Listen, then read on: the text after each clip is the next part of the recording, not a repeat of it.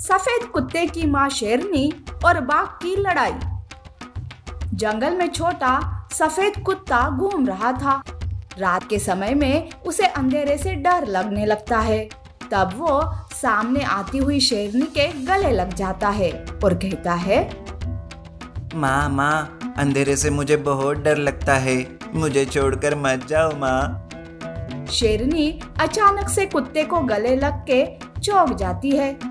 डरे हुए सफेद कुत्ते को वो प्यार से सहलाने लगती है। कुत्ता अभी भी डरा हुआ था, वो शेरनी से चिपक कर था। तब शेरनी कहती है, बेटा घबराओ मत, देखो अंधेरे से डरना नहीं चाहिए, अंधेरे के बाद ही तो नए दिन की रोशनी दिखाई देती है। सफेद कुत्ता सामने शेरनी को देखकर और भी डर जाता है और शेरनी से कहता है, शेरनी मुझे मत मारो, मैंने अंधेरे में ठीक से नहीं देखा, मुझे लगा कि मेरी माँ ही आई है, इसलिए मैं तुम्हारे गले लग गया। अरे बेटा डरो मत, मैं तुम्हें कुछ नहीं करूँगी। बेटा इतने अंधेरे में तुम क्या कर रहे हो? तुम्हारी माँ कहाँ है? तुम क्या रास्ता भटक गए हो क्या? मेरी माँ गांव में रोड एक्सीडेंट में मारी गई, तभी तो मैं यहाँ भटकते हुए आया। मेरा इस दुनिया में कोई नहीं है, मैं अनाथ हूँ। ऐसा बोलकर सफेद कुत्ता रोने लगता है।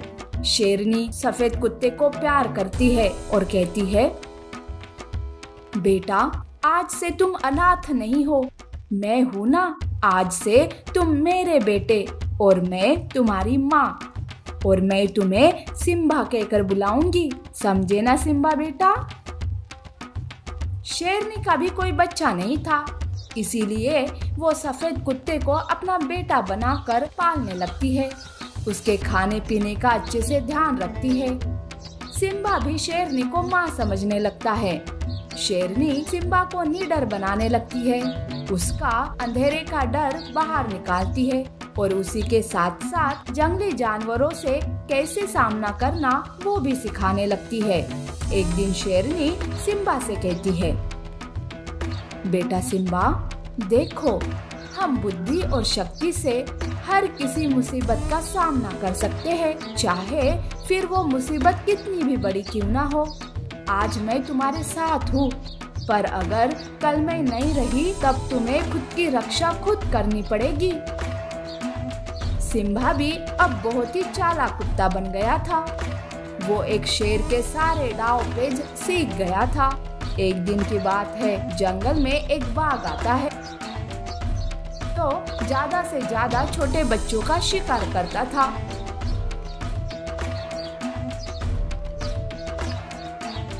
एक बार उसकी नजर सिम्बा पर जाती है। वाह, बड़ा ही हट्टा कट्टा कुत्ता है ये तो, इसका मांस तो बहुत ही स्वादिष्ट होगा, इसे एक बार कैसे भी करके चखना ही पड़ेगा। बाघ सिम्बा पर नजर रखने लगता है। एक बार सिम्बा बाघ के चुंगल में आता है। अब बाघ कहता है, मैं कब से तुम्हें खाने की कोशिश कर रहा हूँ और आखिरकार आज वो दिन आ ही गया। ऐसा कहकर बाघ सिम्बा पर हमला करने जाता है, पर सिम्बा बाघ के हाथ ही नहीं आता। कभी वो एक जगह तो कभी वो दूसरी जगह चला जाता था। सिम्बा बाघ को बहुत ही चकवा दे रहा था, उसे अपने पीछे भगाकर थका दे रहा था। सिम्बा बाघ को चिढ़ाते हुए कहता है, क्यों रे बाघ, थक गए? छोटे से बच्चे को पकड़ नहीं सकते और चले मुझे खाने, इतने में ही थक गए तुम तो, बूढ़ा हो चुके हो तुम, बूढ़ा। ऐसा कहकर सिम्बा बाघ को चिढ़ाने लगता है और बाघ को चकमा देकर वहाँ से रफू चक्कर हो जाता है। सिम्बा ने बाघ को अच्छा सबक सिखाया था।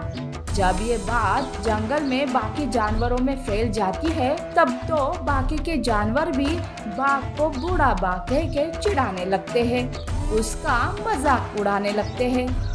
तब बाघ को सिम्बा पर बहुत ही गुस्सा आता है। जब तक उस सिम्बा को मार ना दूं, तब तक मुझे चैन नहीं मिलेगा। उसकी वजह से सब मुझ पर हंस रहे हैं। बाघ हर वक्त सिम्बा को मारने की कोशिश करता रहता है, पर हर बार सिम्बा कभी अपनी चालाकी से तो कभी हिम्मत से बाघ के चुंगल से आसानी से बच जाता था। बाघ शेरनी के रहते भी सिम्बा पर हमला नहीं कर पाता था। ऐसे में एक दिन शेरनी शिकार पर गई थी और सिम्बा गुफा में अकेला था। बस इस मौके का फायदा उठाते हुए बाघ सिम्बा को मारने गुफा में जाने लगता है, पर बाघ को शेरनी देख लेती है। शेरनी को बाघ के बारे में सब पता था, इसीलिए वो बाघ को रोक लेती है। अब शेरनी और बाघ में लड़ाई शुरू हो जाती है और उस लड़ाई में शेरनी के हाथों बाघ मारा जाता है। बाघ के मरने से बाकी के जानवर भी खुश हो जाते हैं और सिम्बा के रास्ते का कांटा भी निकल जाता है। अब शेरनी अपने सफेद बच्चे सिम्बा के साथ खुशी से रहने लगती है। ऐसी और अमेजिंग कहानियों के लिए हमारे चैनल को लाइक और सब्सक्राइब करना ना भूलें। शुक्रिया। माँ हिरन और बगीरा, ब्लैक पैंथर। छोटा बगीरा माँ माँ कहते हुए जा रहा था, तब उसे हिरन मिलती है और वो उसे रोकते हुए कहती है, अरे बगीरा बेटे, ऐसे माँ माँ कहते हुए क्यों रो रहे हो? क्या हुआ और ये तुम्हारे पैरों में चोट कैसी आई? शिकारी मुझे ले जा रहे थे, तब मेरी माँ बीच में आ गई मुझे बचाने के लिए और इसी बीच मुझे चोट लग गई, पर मेरी माँ को वो शिकारी ले गए। माँ माँ। बगीरा रोने लगता है।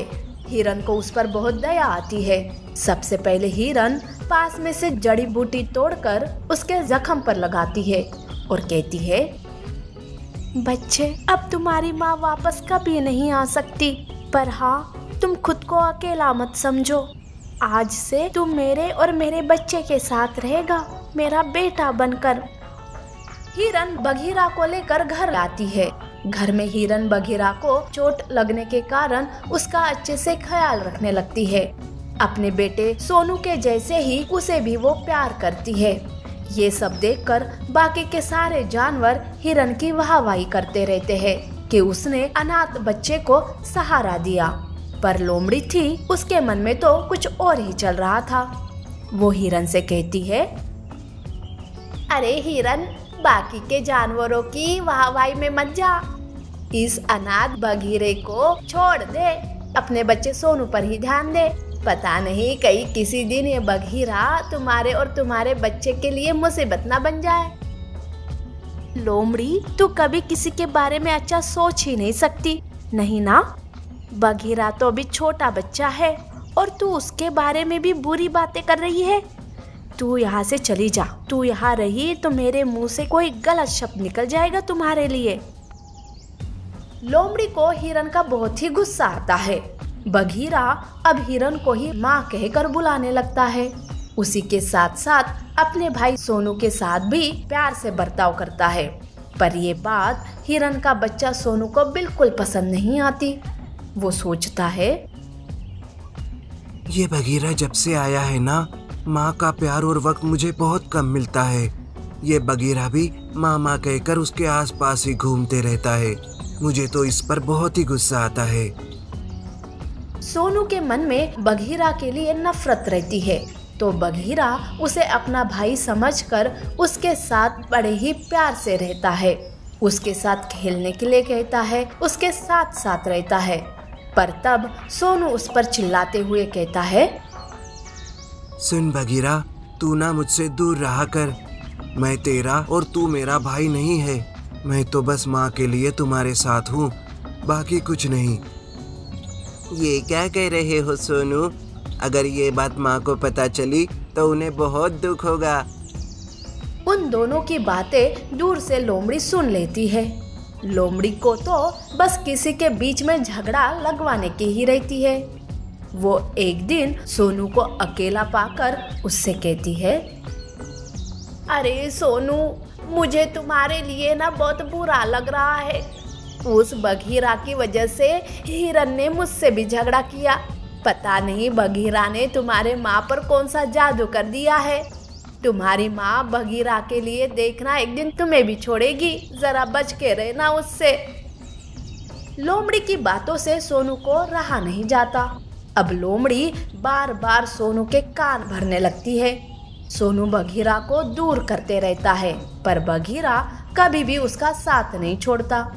एक बार लोमड़ी सोनू को घर छोड़ने के लिए कहती है, अरे सोनू, तू घर छोड़कर चला जा यहाँ से, तब जाके तुम्हारी माँ को तुम्हारी कदर होगी।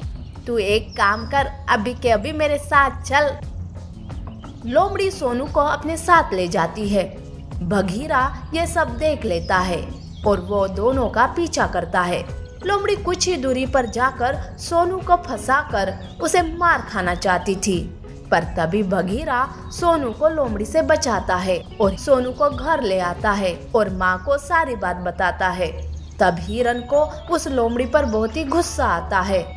वो तुरंत दोनों बच्चों को लेकर लोमड़ी के पास जाती है और कहती है, लोमड़ी, मैंने मेरे बच्चों में कभी फर्क नहीं किया, पर तुमने मेरे बच्चों के मन में फर्क डाल दिया। सोनू, ये लोमड़ी बहुत ही लालची और मक्कार है। वो अपने फायदे के लिए किसी का भी इस्तेमाल कर सकती है। तुम इसकी बातों में मत आना। तुम इसकी बात में आकर अपने भाई से मुंह फेर लिया था। देखा ना आज क्या किया इस लोमड़ी ने तुम्हारे साथ। सोनू को अपनी गलती का एहसास होता है। सोनू अब बगीरा के साथ अच्छे से बर्ताव करने लगता है। हिरन के बच्चे सोनू और बगीरा एक साथ मिलकर भाई भाई की मिसाल पैदा करते हुए जंगल में रहने लगते हैं। ऐसी और अमेजिंग कहानियों के लिए हमारे चैनल को लाइक और सब्सक्राइब करना ना भूलें। शुक्रिया।